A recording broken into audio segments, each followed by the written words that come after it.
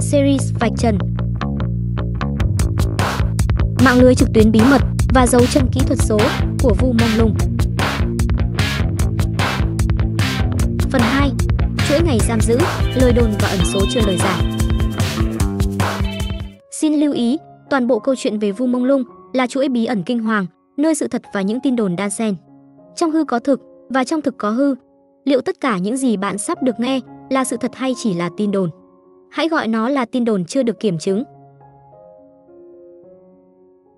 Nhưng có một điều chắc chắn rằng sự ra đi của anh ấy là có vấn đề. Nếu không có vấn đề uẩn khuất, nó đã không bị chặn đứng mọi thông tin liên quan. Vì vậy, mong quý vị hãy lý trí trước thông tin toàn cảnh mà chúng tôi sắp nêu ra trong chuỗi phóng sự này. Sau 2 ngày đầy u ám, với những tin đồn về villa và những đoạn video mờ ám, ngày 10 tháng 9 trở thành cột mốc tiếp theo trong chuỗi sự kiện dẫn đến sự ra đi của Vu Mông Lung. Đây là ngày mà cộng đồng mạng tin rằng đã xảy ra những tình tiết then chốt. Cú ngã đầu tiên, việc anh bị đưa vào bệnh viện tư và sự xuất hiện của một chi tiết gây chấn động, chiếc USB. Sunshine Upper East, nơi giam giữ tiếp tục. Theo giả thuyết được lan truyền rộng rãi, Vu Mông Lung đã được đưa đến khu Sunshine Upper East, một khu căn hộ cao tầng tại Bắc Kinh. Cư dân mạng cho rằng đây chính là nơi anh tiếp tục bị giam giữ trong suốt ngày 10 tháng 9 năm 2025.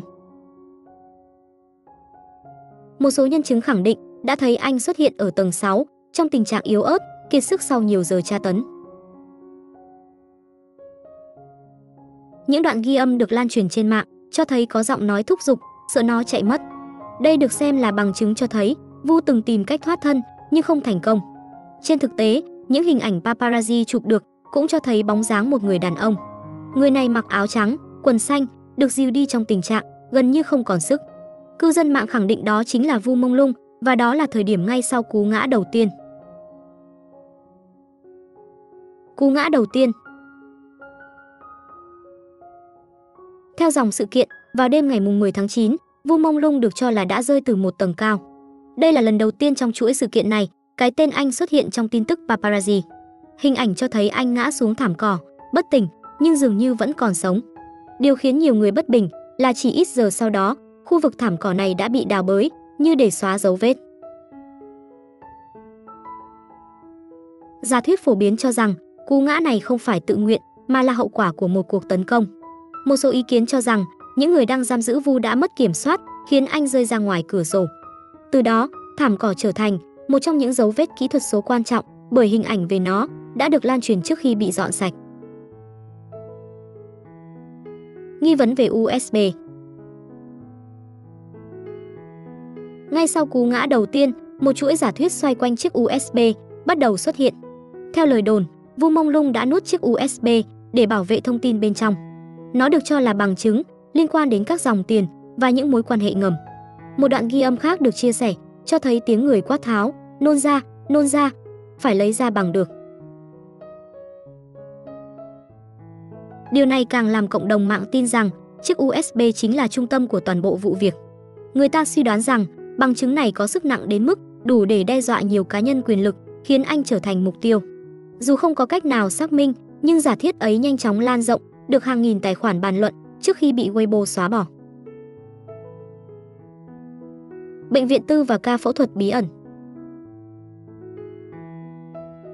Một nguồn tin khác cho biết, sau cú ngã đầu tiên, Vu Mông Lung không chết ngay mà được đưa đến một bệnh viện tư. Tại đây, người ta chụp được hình ảnh một người đàn ông đang nằm bất động, có ống thở và dây chuyền, khuôn mặt sưng tím. Cư dân mạng khẳng định đó là Vu. Chính tại bệnh viện này, theo giả thuyết, các bác sĩ đã tiến hành một ca phẫu thuật để lấy chiếc USB ra khỏi cơ thể anh. Có người cho rằng bệnh viện này có liên hệ mật thiết với Bulgari Hotel, nơi sau đó cũng xuất hiện dấu vết kỳ lạ liên quan đến việc dọn dẹp cửa kính. Mọi mảnh ghép gợi ý rằng có một chuỗi hành động phối hợp nhằm xóa bỏ bằng chứng. Sự đánh lạc hướng dư luận. Khi những hình ảnh bệnh viện lan truyền, ngay lập tức một chiến dịch thông tin trái chiều bùng nổ. Một số tài khoản được cho là có liên hệ với các nguồn chính thống khẳng định người trong ảnh không phải Vu, mà là một nhà sư, làn da không giống, vóc dáng không giống. Chiêu thức đánh lạc hướng này tỏ ra hiệu quả trong ngắn hạn khiến một bộ phận dư luận phân tâm. Tuy nhiên, những người hâm mộ trung thành không dễ dàng bị thuyết phục. Họ so sánh hình dáng khuôn mặt, vết thương và cả màu sắc quần áo để khẳng định nhân vật trong ảnh chính là Vu Mông Lung, và việc phủ nhận chỉ là chiêu che giấu. Bức tranh ngày 10 tháng 9. Khi tổng hợp tất cả mảnh thông tin, cộng đồng mạng vẽ nên một kịch bản đầy ám ảnh cho ngày 10 tháng 9. 1. Vu Mông Lung tiếp tục bị giam giữ tại Sunshine Upper East. 2. Anh rơi từ tầng cao nhưng còn sống khi ngã xuống thảm cỏ. 3. Được đưa vào bệnh viện tư, nơi tiến hành phẫu thuật để lấy USB. 4. Tin giả được tung ra để đánh lạc hướng, khiến dư luận phân vân. Nếu điều này là thật, thì ngày 10 tháng 9 chính là thời điểm quyết định khi Vu vừa thoát chết, nhưng đồng thời mất đi bằng chứng quan trọng nhất. Những câu hỏi còn bỏ ngỏ. Đến nay, không có xác nhận chính thức nào về bệnh viện, về ca phẫu thuật hay về chiếc USB. Nhưng chính sự thiếu minh bạch đó lại càng khiến những đồn đoán có đất sống. Người ta hỏi, nếu chỉ là một tai nạn say rượu, tại sao lại có quá nhiều mảnh ghép bất thường? Từ cú ngã xuống cỏ, đến thảm cỏ bị đào bới, đến ca phẫu thuật.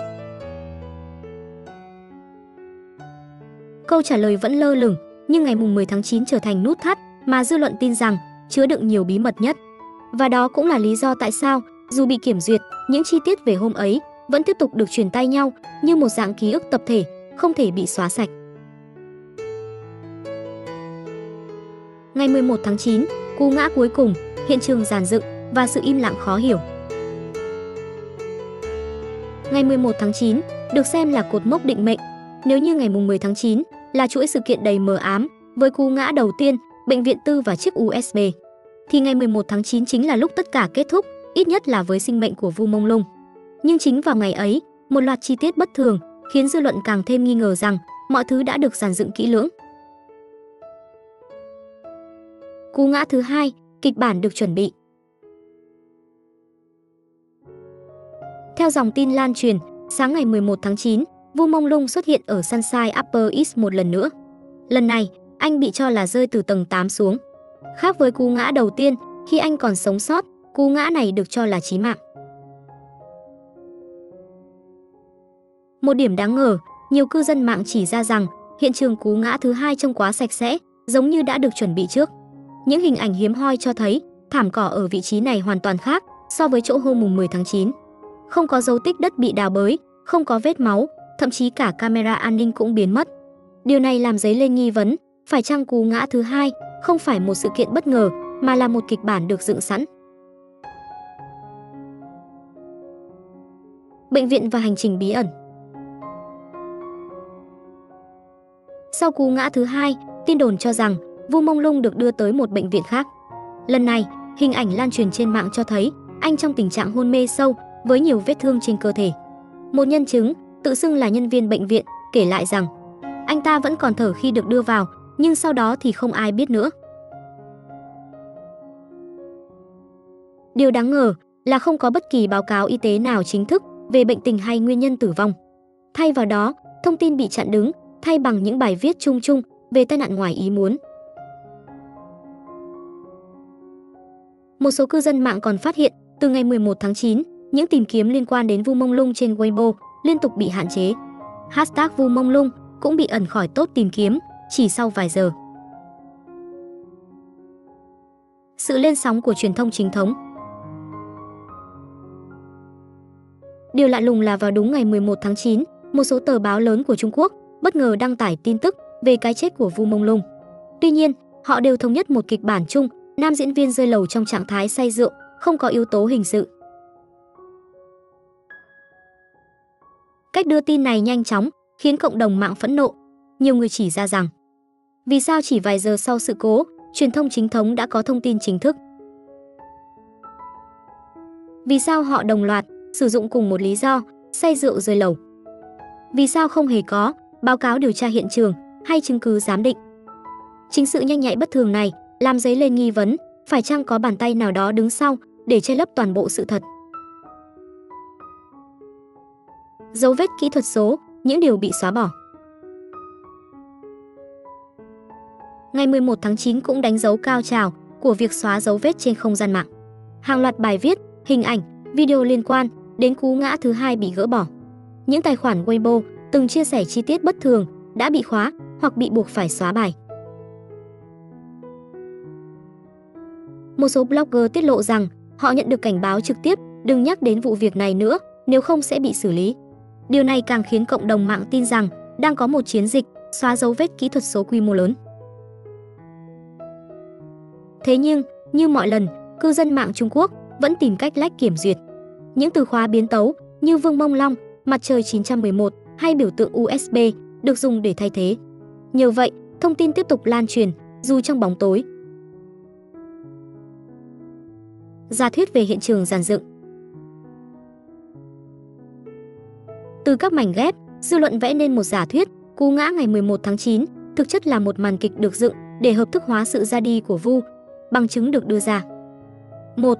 Hiện trường quá sạch, không để lại dấu vết vật lý. 2. Truyền thông chính thống đồng loạt đưa tin theo cùng một kịch bản. 3. Mọi chi tiết liên quan đến bệnh viện đều bị giấu nhẹm. 4. Sự kiểm duyệt gắt gao trên mạng xã hội nhanh hơn so với các vụ việc khác.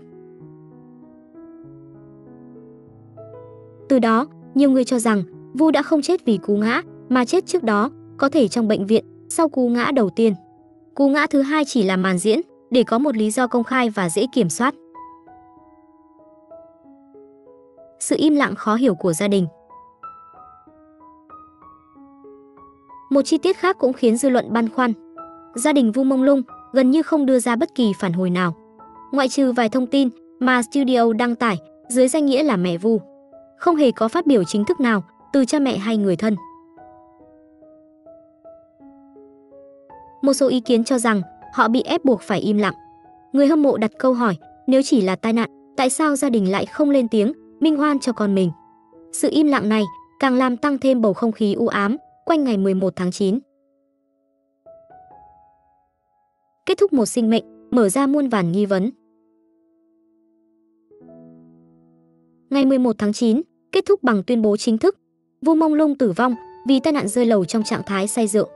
Nhưng với cộng đồng mạng, đó không phải là kết thúc, mà chỉ là khởi đầu của muôn vàn nghi vấn. Cú ngã thứ hai, hiện trường dàn dựng, sự im lặng của gia đình, cùng chiến dịch xóa dấu vết kỹ thuật số. Tất cả hợp lại tạo thành một bức tranh khó tin. Người ta tin rằng đằng sau cái chết của Vu Mông Lung là cả một chuỗi toan tính với nhiều bàn tay quyền lực tham gia. Và như thế, ngày 11 tháng 9 không chỉ là ngày kết thúc sinh mệnh của một ngôi sao, mà còn là ngày mở ra một hồ sơ đen khó giải mã. Và rồi, mọi thứ không dừng lại ở đây. Khi các dấu vết bắt đầu chồng chéo, những giả thiết mới lại xuất hiện, kéo dư luận đi sâu hơn vào vòng xoáy nghi ngờ. Bạn đang theo dõi phần 2 của series Vạch Trần, chuỗi phóng sự bình luận và phân tích chuyên sâu xung quanh sự ra đi đầy nghi vấn của nam diễn viên Trung Quốc Vu Mông Lung. Bạn có thể xem lại phần 1 trên trang chủ của kênh hoặc vào phần mô tả của video này để tìm link video. Phần 3, dấu vết kỹ thuật số, công ty ma và rửa tiền. Bức tranh toàn cảnh phức tạp sẽ sớm được phát hành. Mời quý vị quan tâm theo dõi.